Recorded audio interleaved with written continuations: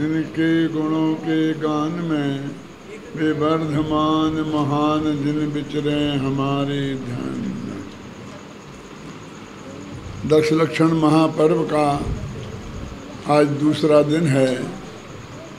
उत्तम मार्दव धर्म का दिन है। कसायों में क्रोध का पहला नंबर है और मान का दूसरा। धर्मों में उत्तम क्षमा का पहला नंबर है और उत्तम मार्दव का दूसरा। ये मार्दव माने क्या होता है? मार्दव माने मृदुता। आत्मा का स्वभाव सहज ही मृदु है और उस मृदु स्वभाव के पर्याय में अभिव्यक्ति, उसका नाम है मार्दव धर्म। कसायों में क्रोध का नंबर पहला और मान का दूसरा क्यों? क्योंकि ये दोनों कसाएं द्वेष रूप हैं। शास्त्रों में जो 25 कसाएं हैं ना, उनमें 12 कसाएं हैं द्वेष रूप और 13 कसाएं हैं राग रूप। 4 प्रकार का मान, 4 प्रकार का क्रोध, 8 हो गए ना। और अरति, भय, जुगुप्सा और एक और है। ऐसे 12 जो हैं वे द्वेष हैं। 4 प्रकार की माया, 4 प्रकार का लोभ और हास, रति, स्त्री वेद, पुरुष वेद और नपुंसक वेद, ये 13 कसाएं राग रूप हैं। जब क्रोध और मान दोनों ही द्वेष रूप हैं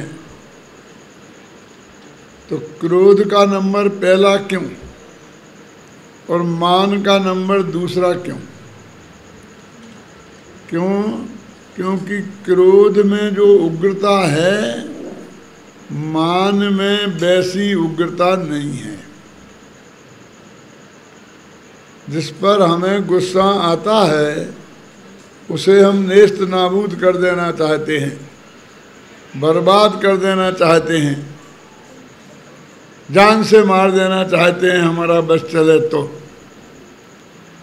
लेकिन जिसके लक्ष्य से मान होता है उसे हम मारना नहीं चाहते हैं, दबा के रखना चाहते हैं। क्रोधी को भीड़ पसंद नहीं है और मानी को भीड़ पसंद है। बहुत बड़ी सभा लग रही है और सर्वशक्तिमान कोई वक्ता है और उसे गुस्सा आ जाए तो वो सबको भगा देगा और नहीं भगा पाएगा तो खुद भाग जाएगा। लेकिन कोई मानी होगा तो किसी को भगाएगा नहीं और खुद भी नहीं भागेगा, सबको जरा नीचे बैठाएगा और खुद जरा ऊपर बैठेगा। क्योंकि मान के पोषण के लिए भीड़ चाहिए कि जिसमें वो सबसे बड़ा दिख सके। वो नीचे बैठने वाले नहीं हों और वो कितनी भी बढ़िया कुर्सी लगाकर ऊपर बैठ जाए तो उसकी क्या कीमत है बोलो? जब पूरी भीड़ नीचे बैठी हो और वो अध्यक्ष बन के बैठे तो कुछ मजा है ना। तो क्रोध सर्व विनाशक है लेकिन मान सर्व विनाशक नहीं है। रखना चाहता है सबको लेकिन थोड़ा दबा कर। पहले के ज़माने में जागीरदार होते थे तो वे अपने मकान से बड़ा मकान किसी को बनाने नहीं देते थे क्योंकि उनके उनका मान खंडित होता था, है ना। अब क्या गांव में कोई भी व्यक्ति उनके अलावा सवारी पर बैठ के निकल नहीं सकता था। खुद का भी घोड़ा हो तो गांव में आने के पहले घोड़े से उतर कर पैदल चलना पड़ता था, घोड़ा खाली जाता था। और महिलाओं को तो यहाँ तक था कि वे जूते पहन के नहीं, चप्पल नहीं पहन सकती थी गांव में, हाथ में लेके जाएं और फिर जंगल में जाएं वहाँ पहन लें। क्यों? क्योंकि उससे उनके मान को लगती थी। और आज भी देखिए, हम अमेरिका में गए, वाशिंगटन डीसी में, तो वहाँ की एक बिल्डिंग है, देखने का माउंट है, माउंट तो क्या मेमुंट क्या बोलते हैं, ऐसा कुछ बोलते हैं उसे, तो उससे ऊंची किसी बिल्डिंग को बनने नहीं देते हैं। जबकि न्यूयॉर्क में और शहरों में 100-100 मंजिल की बिल्डिंगें बन गई, लेकिन वहाँ उसकी जो ऊंचाई है उससे 20-25 मंजिल से ज़्यादा की बिल्डिंग नहीं बन सकती। तो वहाँ कोई बिल्डिंग इससे ऊंची नहीं होगी। क्यों भैया? क्योंकि उसका मान खंडित हो जाएगा। मानी को सबसे ऊंचा रहना है ना? तो क्रोध के समान मान विनाशक नहीं होता है। दूसरी बात यह है, क्रोध के निमित्त शत्रु होते हैं और मान के निमित्त मित्र होते हैं।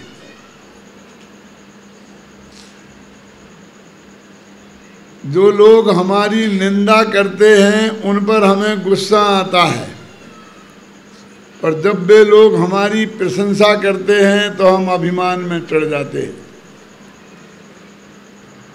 जिनका स्वास्थ्य कमजोर होता है उन्हें गर्म हवाएं भी परेशान करती हैं और ठंडी हवाएं भी परेशान करती हैं। गर्म हवाएं चलती हैं तो उन्हें लू लग जाती है, और ठंडी हवाएं चलती हैं तो उन्हें जुकाम हो जाता है।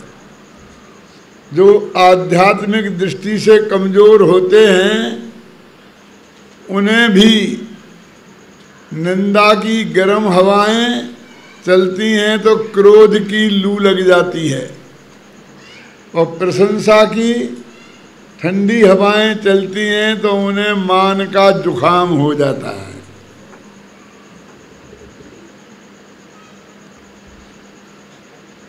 निंदा प्रायः पीठ पीछे की जाती है,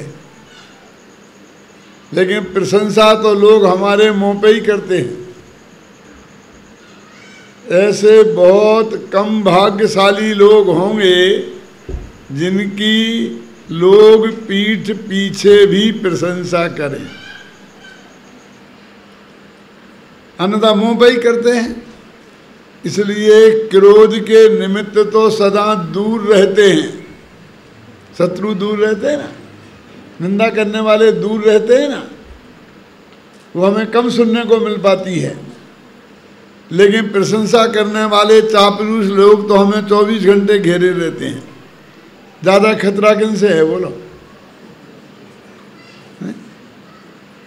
शत्रुओं की एक आदत होती है, जो अवगुण हम में होए नहीं तो भी वे उन्हें हम में बताते हैं।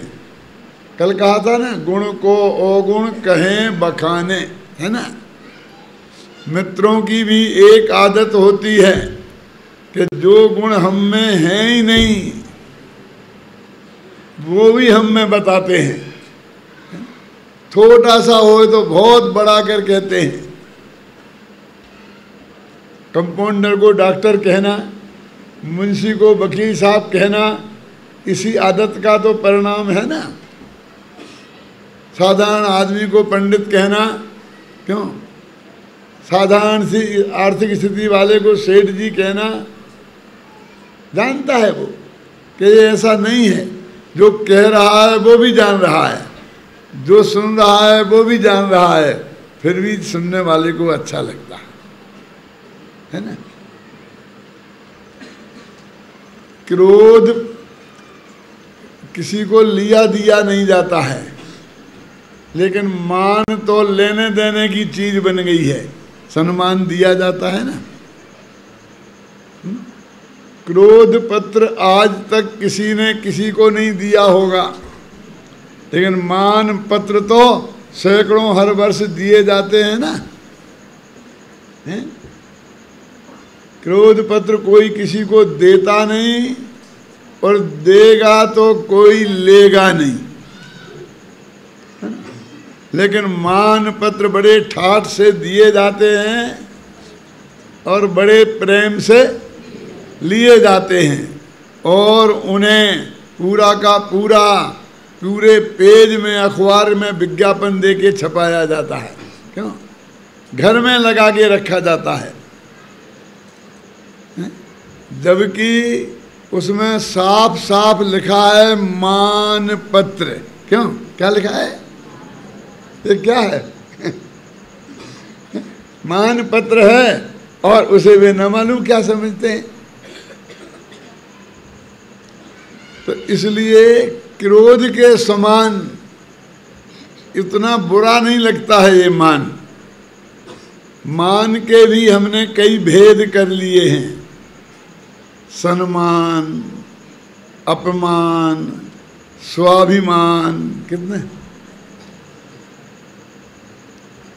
मान भी कभी सत हो सकता है, वो तो कसाय है, लेकिन हमने मान को भी सतमान, सम्मान माने इसकी व्युत्पत्ति करो ना, अलग करो ना, संधि विच्छेद करो तो क्या होता है? सतमान, असतमान। क्यों? और फिर स्वाभिमान, स्वाभिमान के नाम पर भी हम मान की रक्षा करते हैं और कहते हैं कि ठीक है, आदमी को मानी नहीं होना चाहिए पर स्वाभिमानी तो होना ही चाहिए ना। क्या? इस तरह किसी ना किसी तरह हम उसे बचाने की कोशिश करते हैं। मैं पूछता हूँ कि ये मान कब तक मान है और कब स्वाभिमान बन जाता है? कहते हैं ना, विद्वानों को मानी नहीं पर स्वाभिमानी तो होना ही चाहिए ना। आपको पता नहीं है कि आपने कितने बड़े विद्वान को बुलाया है? इतनी छोटी सी स्टेज, इतनी छोटी सी जनता, आपको मेरा अपमान करने का क्या अधिकार था? भैया, इसमें अपमान किसने किया है? क्यों? क्या छोटी स्टेज और कम जनता ये अपमान है? लेकिन वो कहता है कि नहीं साहब, किसी की इज्जत भी होती है, मैं नहीं करूँगा प्रवचन, व्यवस्था ये बन होनी चाहिए। क्यों?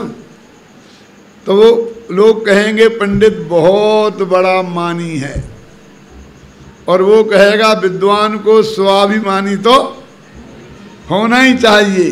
तो ये स्वाभिमान और मानी के बीच में सीमा रेखा तो खींचनी पड़ेगी।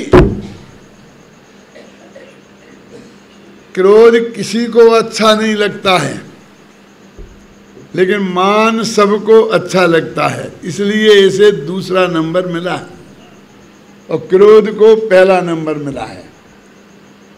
मान में और क्रोध में फंडामेंटली क्या अंतर है, उसको मैंने स्पष्ट करने की थोड़ी बहुत कोशिश की है। सारी दुनिया कहती है, एक प्रश्न है छोटा सा, रावण जो नरक में गया है तीसरे में, वो किस कारण से गया है? जरा सोचना, आप सब लोग मन में ही सोचना, और फिर मैं उसका उत्तर दूंगा तो उस उत्तर से मिलान करना। सही हो तो बहुत बढ़िया बात है, गलत निकले तो बहुत बढ़िया। क्यों? इसमें तुम्हारी भी इज्जत बची रहेगी, मेरी भी बची रहेगी। क्यों?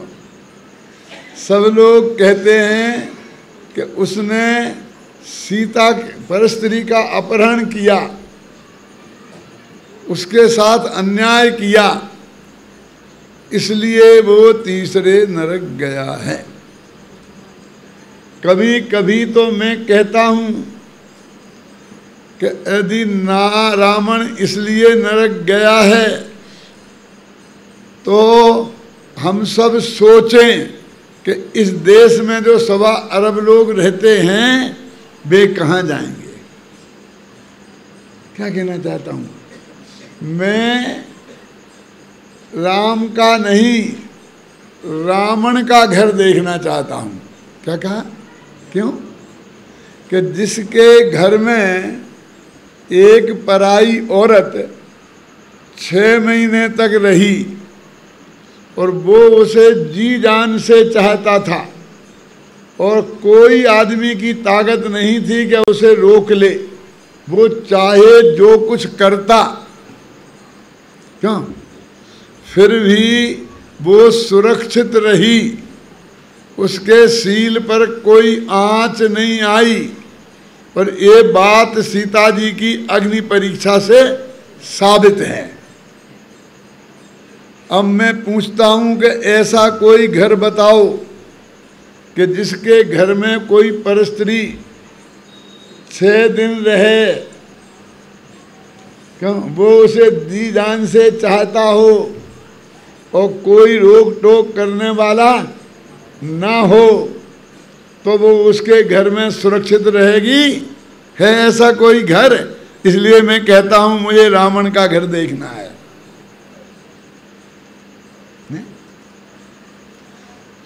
तुम तो ये बात कहते हो किसी के घर की, मैं कहता हूं आज तो बड़े बड़े आश्रम रोजाना अखबारों में आते हैं, किसी का नाम लेने की जरूरत कहाँ है। वहां पर भी माँ बहनों की इज्जत सुरक्षित कहाँ है? क्यों? साधु संतों के आश्रम, वहां भी हमारी माँ बहनें सुरक्षित कहाँ हैं? रावण सीता को अपहरण करने के कारण नरक नहीं गया। एक जगह तो ऐसा लिखा है, जे ही कारण रावण नरक गयो, ते ही आज लोगों ने खिलौना कर रखो है। जिस पाप से रावण नरक गया है, उस पाप को आज के लोगों ने खिलौना कर रखा है। लेकिन मैं कहता हूं, आपने पद्म पुराण पढ़ा है, जैन रामायण पढ़ी है, उसमें ये बात लिखी है कि एक युद्ध चल रहा था।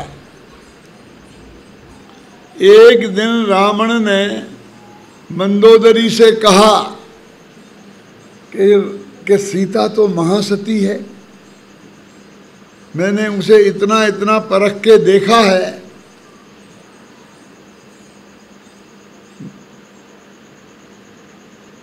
कि वो एकदम परम पवित्र नारी है और राम भी कितना सज्जनोत्तम पुरुष है। मेरी इच्छा है कि मैं सीता को राम को ससम्मान वापिस कर दूं। मंदोदरी से ये प्रस्ताव किया किसने? पढ़ा ही आपने रामायण में।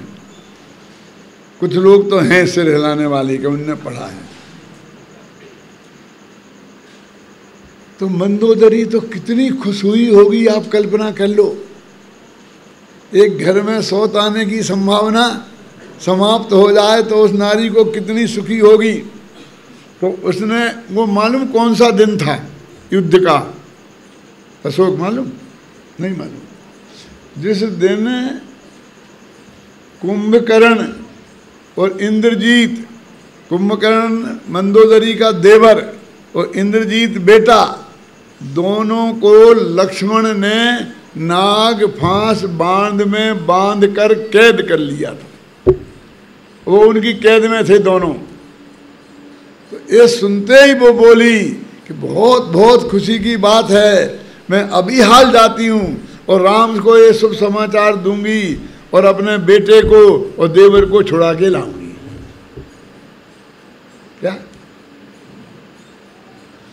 इतनी बात सुनते ही रावण एकदम जल उठा और गुस्से में बोला आकर, क्या बकती है कि आप ही ने तो कहा।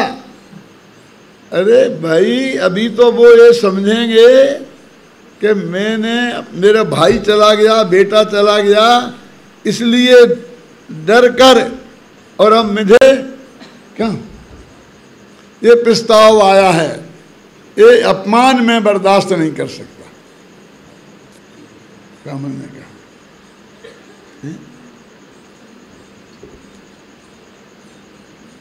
मैं अपनी भुजाओं की शक्ति से दोनों को वापस लाऊंगा, राम को लक्ष्मण को पकड़ूंगा वहां के साथ, और मैं ससन्मान बेटी जमाई जैसा राम और सीता को अपने घर से विदाई बड़े ठाट बाट के साथ करूंगा। लेकिन ये सुग्रीव है ना, वो उसी शब्द को बोलता हूं मैं, पद्म पुराण के शब्द बोलता हूं आपको। ये सुग्रीव नहीं है, कुग्रीव है।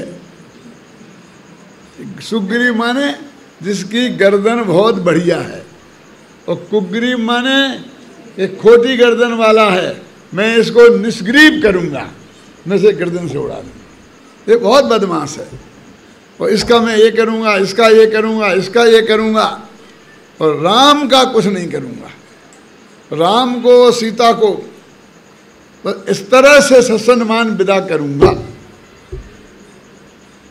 अब मैं आपसे पूछता हूं कि रावण के हृदय में किसी परिस्थिति के अपहरण का भाव तो खत्म हो गया था, और जब हुआ था तब भी उसने हाथ नहीं लगाया।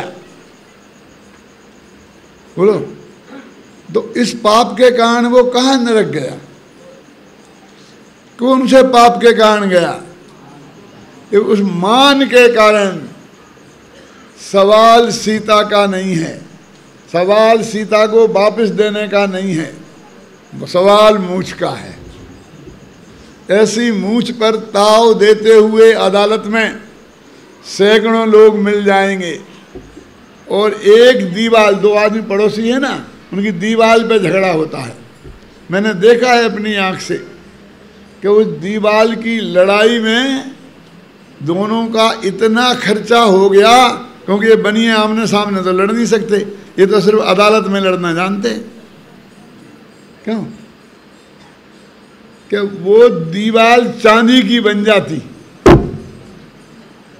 और दोनों एक दूसरे का प्लाट खरीद सकते थे, इतना खर्चा हो गया। आप समझना, हम 125-150 बरस से लड़ रहे हैं शिखर संवेद के आरे में, और कितना खर्चा दिगंबर और श्वेतांबरों ने किया है उसे आपकी कल्पना नहीं है। वो पैसा यदि संवेद शिखर की सेवा में लगता तो हम संवेद शिखर के पहाड़ को सिंगमरमर से जड़ देते, चांदी से तो मैं नहीं कहता। देखो पालीताना जाके देखो, श्वेतांबरों ने कैसे जड़ दिया उसे। संवेद शिखर भी उनका है ना, लेकिन वहां एक पाटिया एक नहीं लगाई, एक सीढ़ी नहीं लगाई। यदि दोनों मिलके लगाते तो संवेद शिखर आज कैसा होता, उसकी कल्पना आप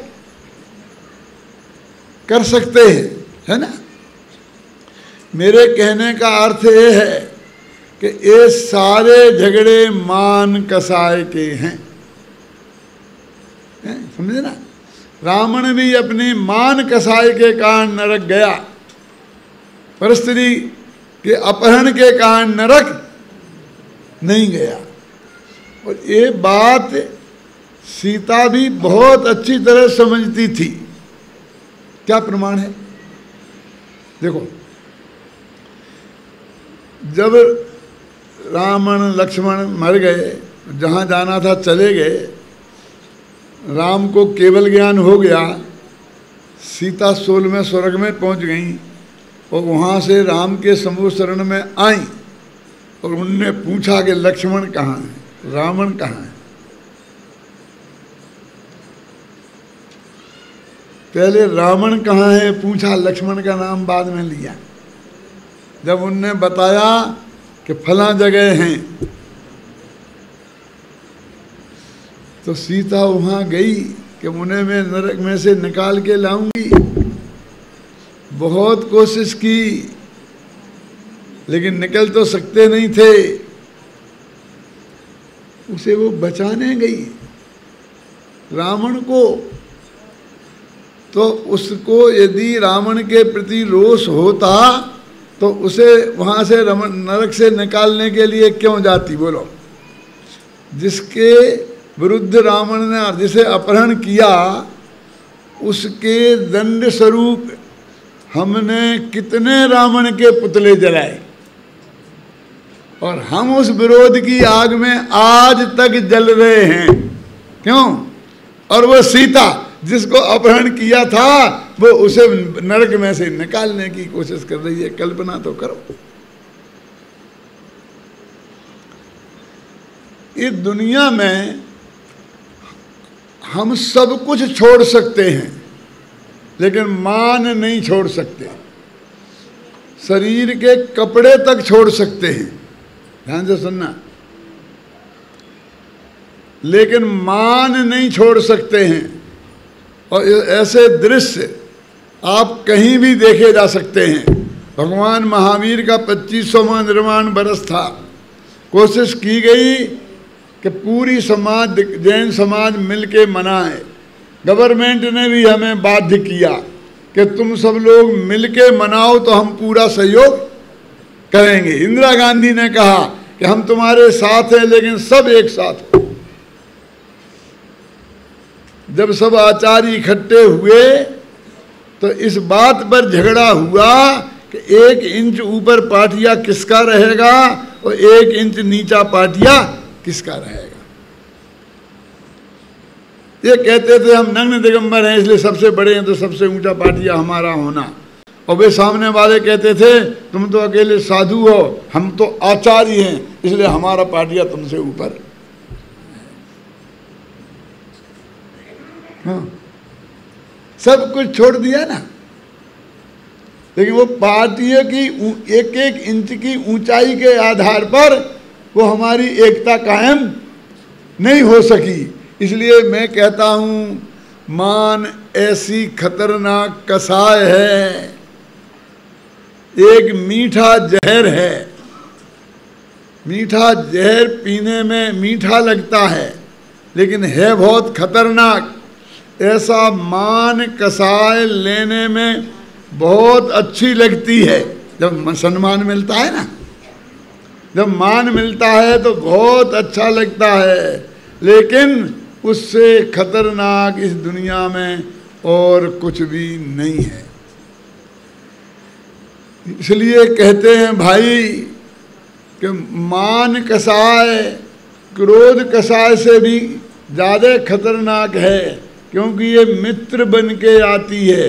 ये मित्र लोग हमें देते हैं, उनसे हम 24 घंटा घिरे रहते हैं। मान के निमित्तों से हम 24 घंटा घिरे हैं और क्रोध के निमित्त तो दूर रहते हैं। मान के कई ऐसे स्वरूप हैं जिन्हें हम पहचानते ही नहीं हैं कि ये मान हैं। देखो, दीनता एक ऐसा रूप है मान का कि जिसे हम मान कसाय मानते ही नहीं है। रतनगंज साहबकाचार्य में लिखा है कि 8 चीज़ों के आश्रय से मान कसाय पैदा होती है। मद लिखा ना, क्या क्या लिखा? ज्ञानम पूजा कुलम जाति बल वृद्धि तपो बपू अष्टौ बाश्रित मानित्वम इसमय माहु गतस्मया। गतस्मया माने जिनका मान कसाय चली गई है, वे कहते हैं कि अज्ञानी जीवों को मान 8 चीज़ों के आश्रय से होता है। क्या? ज्ञान, किसी को ज्ञान का मद होता है, किसी को पूजा प्रतिष्ठा का मद होता है, किसी को कुल का मद होता है, किसी को जाति का मद होता है, किसी को सुंदरता का रूप का मद होता है, किसी को धन का मद होता है, किसी को बल का मद होता है। 8 चीज़ों के आश्रय से ये मान कसाय उत्पन्न होती है। मैं आपसे पूछता हूँ कि ये मान कसाय धनमद है, किसको होगा? लोग धन वालों को, ठीक है ना। जो गरीब हैं उसे धनमद कैसे होगा? धन के मद में जो चूर हो जाए। क्यों? राजमद मैंने कुल मद किसको होगा? छड़ाला में क्या लिखा? पिता भूप अरे मातुलेंद्र पे जो हुए न तो मद ठाने। ये पिता राजा हो उसका घमंड है, मामा राजा हो उसका घमंड है, लेकिन समंतभद्र ने तो इनके नाम ही नहीं लिखे। तो ये पिता राजा हो ये कुलमद है, और मामा राजा हो ये जाति मद है। क्यों? कभी सोचा? नहीं सोचा? तो मैं एक नई बात बताता हूं। पिता उस कुल का होता है, उस गोत्र का होता है कि जिसमें हम पैदा हुए, होता ना। और मामा गारंटी से उस गोत्र का नहीं होता, लेकिन उस जाति का होता है। समझ ले, अपन जैन जाति, अब तो आपको खंडेलवाल परिवार ऐसा भी करना हो तो ऐसा भी करो, मुझे कोई दिक्कत नहीं, मुझे तो समझाना है। अभी वो जातिवाद पे मुझे नहीं जाना है, समझे ना, कि मेरी माँ होगी तो मेरी जाति की होगी, कुल की नहीं होगी। कुल की नहीं होने की गारंटी है, और पिता कुल का होगा। तो वो कहते हैं कि पिता राजा है माने बड़ा है, ऐसे उसका घमंड होना एक कुलमद है। और मामा बड़ा है माने वो जाति का, जहां जहां से मेरे मामा हो सकते हैं। पहले तो बहुत 96,000 पत्नियां होती थी ना, तो हमारे कितने कितने राजा मामा हो सकते थे, समझ लो। माने जितने जहां से माताएं आ सकती हैं, पिता जिसमें से ले सकता है, उस पूरी जाति को बोलते हैं मामा, समझे ना। मामा तो एक कुलमद और जाति मद हैं। तो जो ऊंचे कुल में पैदा हुआ है उसे कुलमद होगा, ठीक है। जो ऊंची जाति में पैदा हुआ है तो उसे जाति मद होगा। जो पैसे वाला है उसे धनमद होगा, ख्याल में आए ना।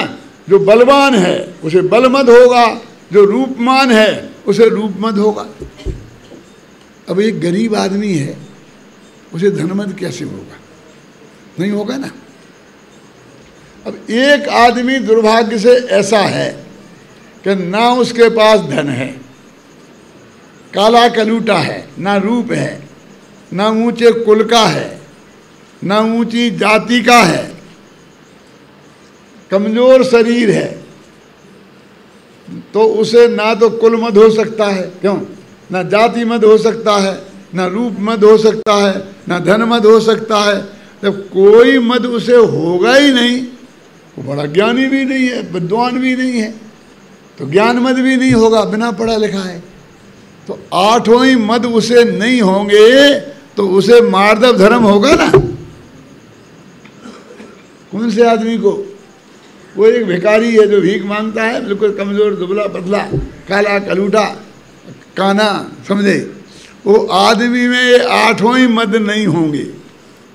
और जहां 8 मद ना हो वो मार्दव धर्म का धनी है कि नहीं है? कि नहीं है। आप भी तैयार नहीं होंगे उसे मार्दव धर्म का धनी मानने के लिए। इसका अर्थ ये हुआ कि धन होने से धन मद नहीं होता। यदि होता तो धन की कमी में हम मार्दव धर्म वाले हो जाते, लेकिन नहीं होते हैं ना। तो धन मद होने के लिए धन की जरूरत नहीं है, रूप मद होने के लिए सुंदर होने की जरूरत नहीं है, कुल मद होने के लिए ऊंची जाति का होना जरूरी नहीं है। हम तो आज तक यही समझते थे। यदि ये बात सत्य है तो ध्यान से सुनना जरा, कि धन मद धन वालों को होगा, रूप मद रूप वालों को होगा, बल मद बल वालों को होगा, तो ज्ञान मद किसको होगा? ज्ञान वालों को। शास्त्र में लिखा है ज्ञानी को मद नहीं होते। ज्ञान मद भी केवल ज्ञानी को नहीं होता, केवल ज्ञानी को नहीं होता, सम्यक ज्ञानी को भी नहीं होता, सम्यक दृष्टि को भी नहीं होता। जिसको वो नहीं है उसे ज्ञान मद। क्षयोपम ज्ञान ज्यादा है, सम्यक ज्ञान नहीं है। इससे सिद्ध हो गया कि ज्ञान मद होने के लिए ज्ञानवान होना जरूरी नहीं है, तो धनमद होने के लिए धनवान होना भी जरूरी नहीं है। तो ये गड़बड़ी क्यों हुई? क्योंकि ये मान कसाय आत्मा का दुर्गुण है, और हमने नापा काय से? कुल से, मद से, जाति से, रूप से, शरीर की सुंदरता से, शरीर के बल से। अरे भाई, दूध लीटर से नापा जाता है और कपड़ा मीटर से नापा जाता है। नापा जाता है ना। कोई आदमी कहे कि भैया 2 लीटर कपड़ा लाना है कि 2 मीटर दूध लाना, तो आप क्या समझेंगे कि ये आदमी ना तो लीटर को समझता है, ना मीटर को समझता है, ना दूध को समझता है, ना कपड़े को समझता है। हमें पता ही नहीं है किससे क्या नापना। तो आत्मा का दुर्गुण और आत्मा का गुण आत्मा से नापना चाहिए ना, और हमने नापा संयोगों से। गड़बड़ यहां हो गई। तो देखो फिर असली धनमद क्या है? धन के संयोग से अपने को बड़ा मानना ये धनमद है, और धन की कमी से अपने को छोटा मानना ये भी धनमद है। लेकिन उसका नाम है मान और इसका नाम है दीनता। दीनता भी मान का ही रूप है। थेओप्सम ज्ञान ज्यादा होने से अपने को बड़ा मानना वो ज्ञानमद है, और थेओप्सम की कमी से अपने को छोटा मानना ये भी ज्ञानमद है, दीनता नाम का। तो दीनता भी मान का ही एक रूप है। इसे कितने लोग जानते हैं? देखो भाई, मानी हो चाहे दीन, रीढ़ की हड्डी सीधी दोनों की नहीं रहती। क्या मतलब? मानी जरा ऐसा चलता है और दीन ऐसा चलता है, सीधे नहीं रहते हैं। मैं चौड़ा और बाजार सकड़ा, चलता कि नहीं चलता है? और दीन भैया भैया भैया सबको देखता हूँ। रीढ़ की हड्डी दोनों की सीधी नहीं रहती है। मार दो धर्म वाले की रीढ़ की हड्डी सीधी। रीढ़ की हड्डी माने अपन किसी चीज को ये हड्डी से मतलब नहीं है। अपन कहते ये तो उसकी रीढ़ की हड्डी है, बोलते क्या नहीं बोलते हैं? माने मेन चीज। तो ये चीज कि इन पदार्थों से हमने अपना नाप किया, धन से हमने अपना नाप किया, ज्ञान से हमने अपना नाप किया। मैं बम्बई में जाता हूँ अध्यात्म स्टडी सर्कल में 30 साल से, वहाँ प्रवचन करता हूँ। तो एक 5-7 साल पहले उनने मेरे को महामहोपाध्याय की उपाधि दी। जिसे अंग्रेजी में डीलिट कहते हैं ना, उसे हमारी संस्कृत में महामहोपाध्याय कहते हैं। जिसे अंग्रेजी में PhD कहते हैं ना, उसको कहते हैं विद्या वारिधि। ये मालूम है आपको कि नहीं मालूम? ये संस्कृत वालों को PhD नहीं मिलती है, विद्या वारिधि मिलती है, डीलिट नहीं मिलती है, महामहोपाध्याय मिलती है। मुझे तो मंगलायतन विश्वविद्यालय ने भी डीलिट दी है, और इंदौर वालों ने, इंदौर नहीं, बम्बई वालों ने दी। तो उनने कहा, बोल रहे थे कि आज हमने डॉक्टर भारिल को महामहोपाध्याय बना दिया। क्या दिया? बहुत रखा, अच्छा कार्यक्रम रखा, बढ़िया एकदम। फिर मेरे से कहा आप भी बोलो, आप भी बोलो। मैंने कहा बोलने का विचार तो नहीं था, लेकिन अब जरूर बोलूँगा। अब जरूर बोलूँगा। मैंने कहा कि जिस ज्ञान और योग्यता के आधार पर आपने मुझे महामहोपाध्याय दिया है, वो जब तक नहीं दिया था तब तक वो ज्ञान मेरे पास था कि नहीं, और आज दे दिया है तो उसमें कितनी वृद्धि हो गई। क्यों क्यों बोलिए? अरे मेरे पास तो वो था, पहले से ही था, और यदि नहीं था तो फिर तुम गलत सिद्ध हुए कि तुमने मुझे क्यों बनाया, समझे ना। मैं हूं ना उसके काबिल, मैं महामहोपाध्याय हूं ना, क्यों? तब तुमने मुझे महामहोपाध्याय दिया है, तो तुमने मुझे महामहोपाध्याय बनाया है कि मैं महामहोपाध्याय बनाऊं। समझे ना। इससे मेरे को क्या मिला, मैं आपसे पूछना चाहता हूं, क्या मिला? ज्ञान मिला कि मान? अरे मान तो कसाय है भाई साहब, समझे ना। एक ज्ञान अपनी उपलब्धि है और मान एक कसाय है। तो तुमने हमको कसाय दी, चढ़ जा बेटा सूली पर, भला करे भगवान। क्यों?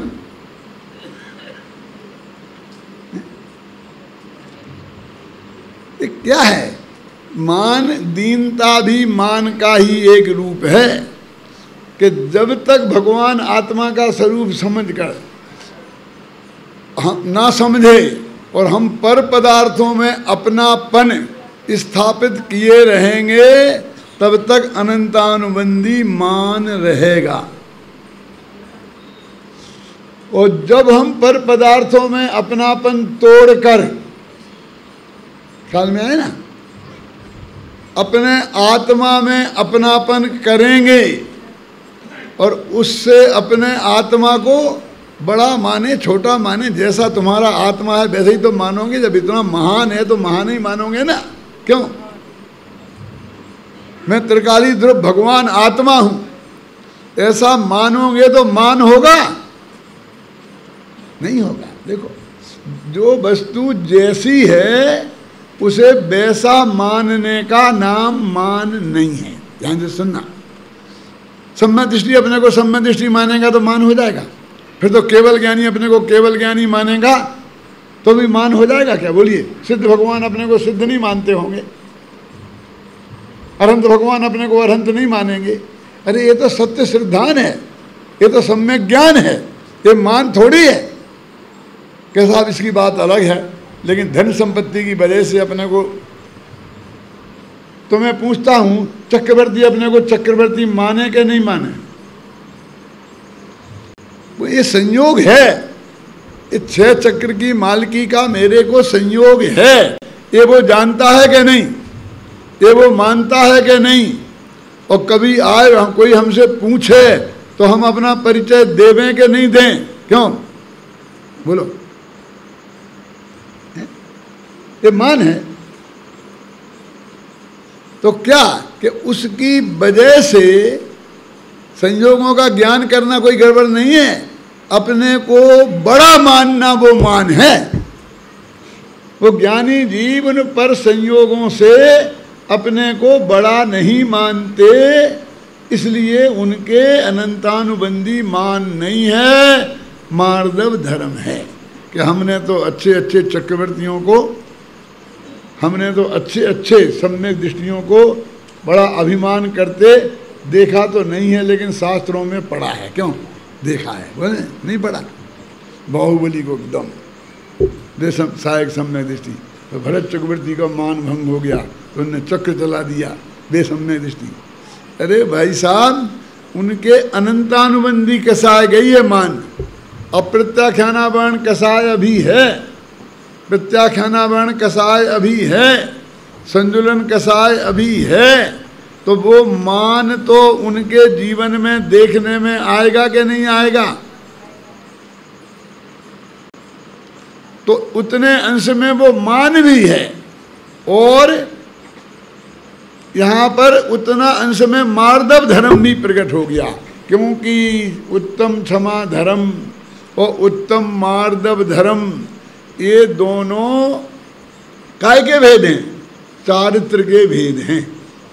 और चारित्र अनंतानुबंधी कसाय में जाने से चौथे से ही शुरू हो जाता है और कहाँ तक पूरा होता है?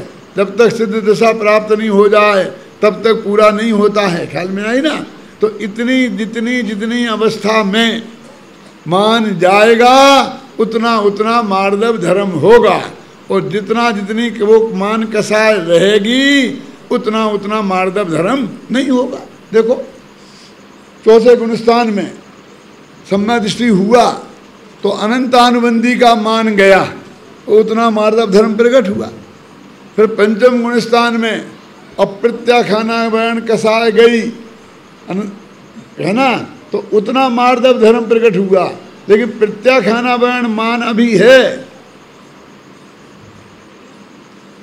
लेकिन श्रद्धा की, इसलिए तो हम मुनियों की अपेक्षा बात करते हैं, मुनियों की अपेक्षा बात करते हैं सब धर्मों में, और फिर साथ में वो बात भी कह देते हैं, जैसे वो गृहस्थों पे बात भी आ जाता है, चाहे उत्तम क्षमा की बात करो चाहे मार्दव की बात करो। जब वे कह देते हैं ना घर से निकारें, तो उसमें आ जाता है गृहस्थों की बात है, मार्दव में भी ऐसी बात आ जाती है। तो अपनी अपनी भूमिका के अनुसार मान कसाय का त्याग हमें होना चाहिए। अनंतानुबंधी का मान छोड़ा, और वो मिथ्यात्व के त्याग के बिना कभी नहीं होगा। देखो सारे आत्मा समान हैं कि नहीं, जो निगोद में सो ही मुझ में सो ही मोक्ष मझार, अंतर भेद कछु भी नहीं। तो सब समान हैं, तो हमने सा को छोड़ दिया और मान को रख लिया। छोटे बड़े की भावना ही मान का आधार है। जिस निश्चय नए से हम सब समान हैं, वो नए का उदय होगा तो मार्दव धर्म खड़ा होगा, मान कैसे खड़ा रहेगा बोलो। और हमने सा छोड़ दिया और मान रख दिया, मैं बड़ा और तू छोटा, तू छोटा और मैं बड़ा, ऐसी जो हमारी मान्यता है वो वास्तव में मान है। बाह्य संयोगों से मान नहीं होता। देखो एक व्यक्ति के 4 मील थे कपड़े के, और उसे इस बात का बहुत मान था कि मैं मिल मालिक हूँ, क्यों? फिर गवर्नमेंट ने राष्ट्रीयकरण कर दिया, तो वो मान तो खत्म हो जाएगा ना भाई साहब, तो मार्दव धर्म प्रकट हो जाएगा। अच्छा, वो तो नहीं होगा। अब उसने वो 4 मील गवर्नमेंट को सौंप दिए अपनी मर्जी से, तो मार्दव धर्म का प्रकट हो जाएगा, क्यों? उसे 4 मील छोड़ने का मान हो जाएगा, सबको सुनाएगा मैंने छोड़ दिया, मैंने ये छोड़ दिया, मैंने ये छोड़ दिया। क्यों? हम सब घर पर हैं, ख्याल में आई ना, तो मैं इतने का मालिक, मैं इतने का मालिक, फिर हमने छोड़ दिया और रखा कि 1 लाख रुपए से ज़्यादा नहीं रखा, अब मैंने सब छोड़ दिया, सब आज से वो गिनाने लग गया, छोड़ दिया छोड़ दिया। मान तो नहीं छूटा ना, अभी तक रखने का मान था, अब छोड़ने का मान हो गया। तुम क्या समझते हो? मैं ऐसा वृत्ति नहीं हूं कि नाई मुरी और संपत्ति क्या है नासी और मूड मुड़ाए भये सन्यासी। मेरी नागपुर में 4 दुकानें चलती हैं थी, बिल्कुल चलती थी, लोगों को खड़े होने को जगह नहीं मिलती थी, क्यों? और सब बढ़िया भरा पूरा परिवार था, कोई कमी नहीं है। मैं उसे छोड़ के आया हूँ, तो उसे छोड़ के आया हूँ इसलिए तू बड़ा साधु है, और जो कुछ भी छोड़ के नहीं आया वो छोटा साधु है। साधु का निर्णय तूने कितना छोड़ा इसके आधार पर होता है कि कितना रखा इसके आधार पर होता है, बोलो।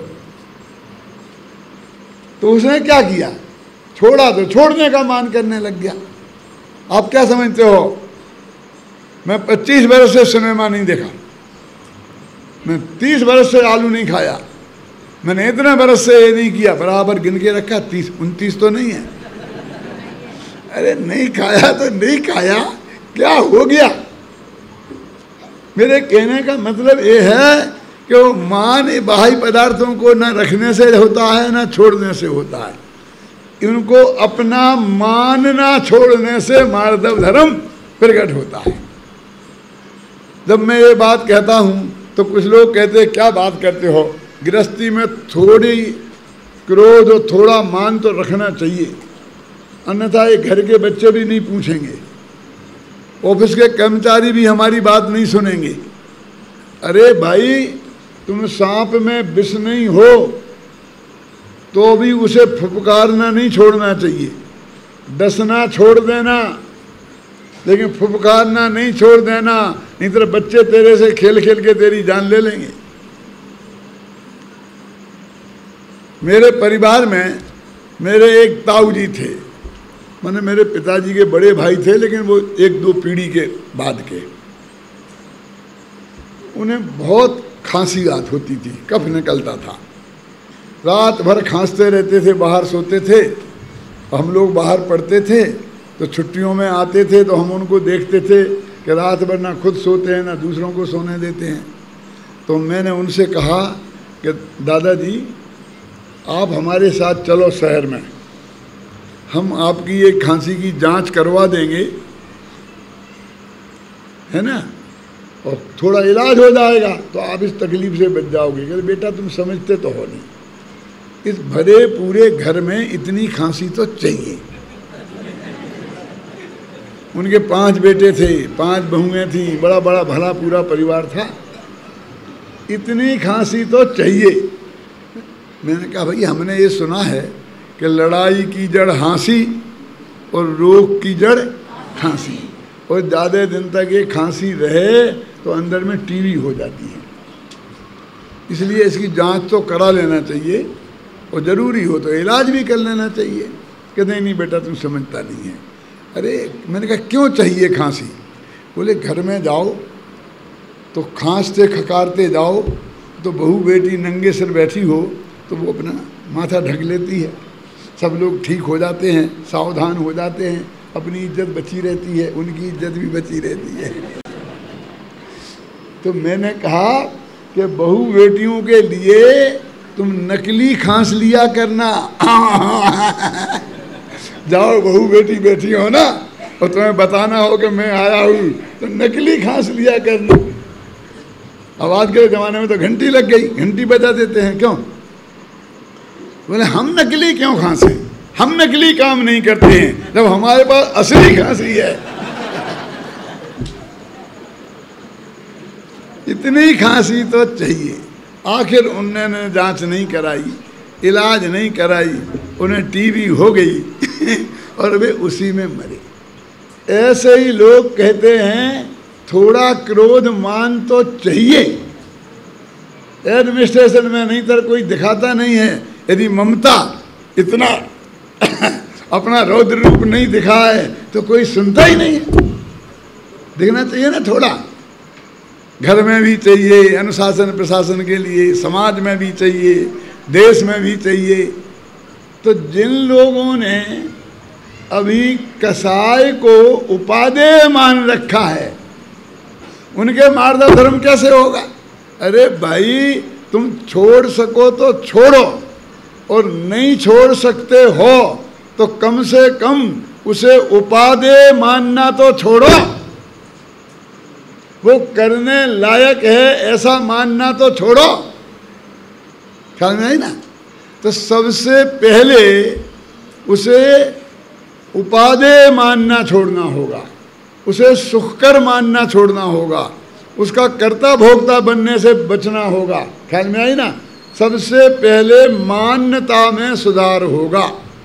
अनंतानुबंधी कसाय जाएगी तो उत्तम मार्दव धर्म पैदा होगा, और प्रत्याख्याना वर्ण मान कसाय जाएगी तो उत्तम आर्दव धर्म पल्लवित होगा, उत्तम मार्दव धर्म। और प्रत्याख्याना वर्ण कसाय जाएगी तो उत्तम मार धर्म वृद्धि को प्राप्त होगा, और संतुलन मान जाएगा तो पूर्णता को प्राप्त होगा। और वो कोई 9 में 10 में गुणस्थान में जाता होगा, ये गुणस्थान वालों से पूछ लेना कौन से गुणस्थान में जाता है, कौन से भाग में जाता है, वो बता देंगे। लेकिन निश्चित रूप से 8 में 9 में चला जाता है, क्योंकि 10वें में तो सिर्फ सूक्ष्म लोभ रहता है ना। हम अभी से देखना चाहते हैं, अभी से नहीं दिखेगा, लेकिन इस छोड़ने का क्रम ये है। हम बहुत लोग कहते हैं भाई वो तो बहुत सरल आदमी है, उसे तो हम मान के साथ हमें कहीं देखने में आई नहीं है, हर एक से मान सा भाई साहब नमस्ते नमस्ते नमस्ते, छोटा हो बड़ा हो सबके पैर पड़ लेता है।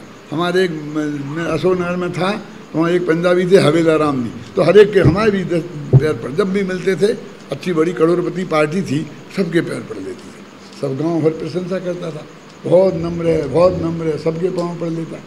अरे इसका नाम मार्दव धर्म नहीं है, इसका नाम मान छोड़ना नहीं है, उसे धीरे धीरे इसमें ही मान मिलने लगा। क्या इन्हें बिल्कुल मान नहीं है, वो ऐसे मान का इतना लोभी हो गया क्या वो ऐसा नमने लगा।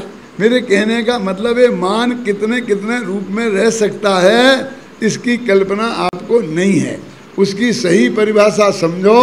सही परिभाषा क्या कि इन पर पदार्थों को अपना मानना और मान करना अथवा उनकी कमी से अपने को दीनहीन समझना, उसका नाम है मान कसाय।